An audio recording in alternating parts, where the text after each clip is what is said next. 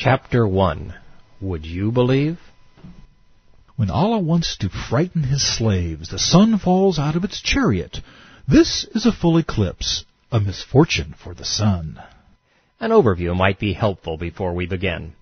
Islam started when Muhammad, a 7th century Arab, purported to be the messenger of God. That much we know for sure. The Quran, he claimed, was a series of revelations he received directly from a nameless Lord. The inspirational experience was described by Muhammad to be like a bell clanging in his head, causing him to shake and sweat profusely. These rather nasty experiences continued, he said, until he was able to decipher the message. Thus the Quran, Muslims believe, is God's revelation to man through his final and most important prophet. Yet only Muhammad heard these revelations. He offered no evidence of his divine inspiration. We take the Quran solely on his word. The Bible, by comparison, had 40 authors, all literate, who told a consistent story over the course of 15 centuries. Muhammad, who was admittedly illiterate, acted alone in the formation of Islam, and is alleged to have invented his religion over the course of 22 years. Over 1 billion people live in nations controlled by Islamic principles. Thus, to many, Muhammad was a rousing success. Yet these very same nations are among the world's most destitute, least free, and most violent. And they are the fountain of terror, providing the money, men, motive, and means for murder. In that light, Muhammad's legacy is considerably more tarnished. There were no miracles to prove Muhammad's claim of being a godly conduit. There are no healings, walking on water, parting seas, raising folks from the dead, or feeding multitudes. There are no fulfilled prophecies like the exacting and detailed predictions that biblical prophets routinely made to demonstrate their divine authority. But the most troubling part about our absolute reliance on Muhammad's testimony that his Quran was divinely inspired is that the prophet's character was deficient and his life was despicable as anyone who ever lived. That is not flattering, but it's the only conclusion that can be drawn from the original source material. According to the Quran and Sunnah, Muhammad founded Islam to rule over Arabs, Persians, and Byzantines, and through conquest to steal their treasures. I will identify and quote thousands of verses from the Islamic scriptures to prove this, but for now, I want you to be an informed skeptic, one with a global view of Muhammad and his creation. This introductory summary will serve as a handrail in what is otherwise a topsy-turvy and disjointed realm. As we move through Muhammad's tortured Genesis accounts and convoluted recastings of biblical patriarchs, you will need this perspective to comprehend his motive and agenda. Over the course of these pages, you'll discover that the prophet's ministry in Mecca was filled with troubling episodes. Following his first Quranic revelation, Muhammad claimed to have been demon-possessed. By his own admission, he tried to commit suicide. Those who knew him best, his family and neighbors, said that he had gone mad. He is demon-possessed, a sorcerer, fabricating scripture, they said, accusing him of plagiarism and having purely selfish motives. They mocked his prophetic claims, ridiculed his Quran, and said that his preposterous notion of turning many idols into one God was insane. As a result of this verbal abuse, all chronicled in the Quran, Muhammad pledged to slaughter his kin.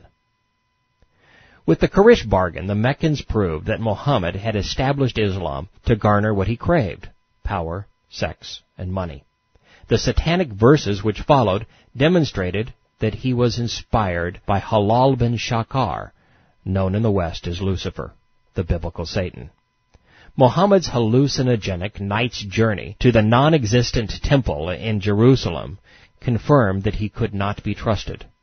This flight of fancy was followed by the Pledge of Aqaba, where Islam turned political and then declared war on all mankind.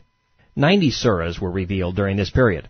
They open with a score that mirror the style and content of Hanif poetry composed by Zayed, a contemporary of Muhammad. At this point, the prophet's revealing spirit was an unnamed Lord. When we're finally introduced, we learn that the Islamic God's name is Ar-Rahman. He is a dark and demented spirit, one who spends his days in hell. He deceives men, leads them astray, shackles them, dragging them to their doom. Ar-Rahman personally participates in hell's torments, turning men on a spit, tearing them apart, forcing them to eat thorns, pitch, and boiling water. His paradise is a brothel. Its rivers flow with wine, and multiple virgins satiate the carnal desires of the faithful.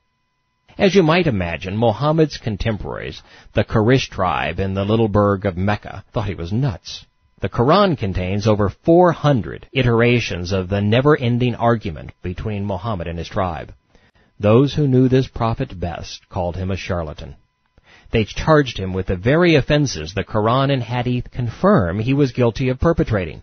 Then, demonstrating the maturity and discipline of a schoolyard bully, the Islamic God struck back. He slandered the Meccans with an exhaustive list of hateful slurs and threatened them with a painful doom. When I first read the Quran, I was surprised to find the endless regurgitation of spiteful attacks. The Meccans shouted, "Muhammad, you are an insane, demon-possessed sorcerer, forging the Quran." Allah answered, "My messenger is not insane, nor is he demon-possessed." I find this perplexing. Why didn't some enterprising scribe edit these incriminating charges out before codifying the Quran? Then I realized that without the raging feud, there was no justification for the Scripture's single most repetitive rant. If you reject Muhammad, Muslims will kill you so that his God can roast you alive. I recognize that this is the antithesis of what you expected to see during the formative years of a great religion. Yet the evidence, the only evidence, is irrefutable. The Quran takes us into a demented and violent realm. It is a bad job of plagiarizing held together by a childish rant.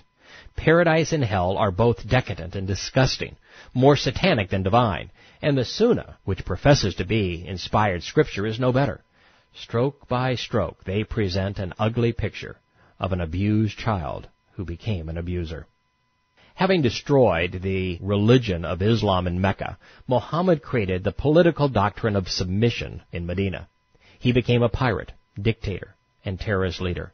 He used Quranic scripture to justify horrific behavior: pedophilia, incest, rape, torture, assassinations, thievery, mass murder, and terror, all in an unbridled orgy of sex, power, and money.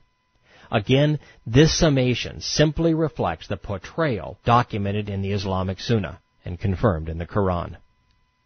When he was 50, Muhammad married a 6-year-old child. Then he stole his son's wife. After forcing young girls to watch his men execute their fathers, Muhammad raped them. He tortured his victims to make sure no booty escaped his grasp. He committed mass murder, slaughtering Jews in genocidal rage. In 10 years, he ordered a score of assassinations and conducted 75 terrorist raids. He used the sword to force Arabs into submission and used the slave trade to finance Islam. He was more interested in collecting girls and taxes than anything else. He ruled through fear, and his God condoned it all. This harsh portrayal does not represent my interpretation of the most negative Islamic scriptures, or even a view derived from a jaundiced document crafted by an enemy of the religion.